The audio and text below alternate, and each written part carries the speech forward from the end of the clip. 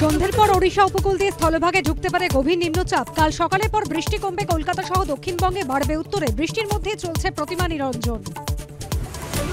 সন্ধ্যের পর কলকাতায় ভারী বৃষ্টির পূর্বাভাস। উত্তরবঙ্গে কালিম্পং, জলপাইগুড়ি, আলিপুরদুয়ারে ভারী বৃষ্টি কাল থেকে চলবে শনিবার পর্যন্ত। ভূমিধসেরও আশঙ্কা। দেবীবরণ সিঁদুর খেলার পর কৈলাসে ফিরছেন মা। বাঙালির মনে বিষণ্ণতার সুর।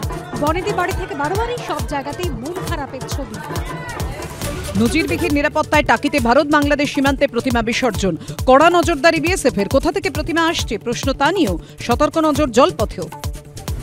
মন খারাপের বিজয়াতেই দিনগোনা আগামী দুর্গাপুজোর। পরের বছর 10ই অক্টোবর মহালয়া। দেবীর বোধনের মহাষষ্ঠী 17ই অক্টোবর। 21শে অক্টোবর বিজয়া দশমী। বিজয়া দশমী তো নর্থ বোম্বে সর্বজনীনে চাঁদের ঘাট। রানী কাজলের সঙ্গে হাজির অজয় দেবগন। অংশ নিলেন দশমী পুজোয়।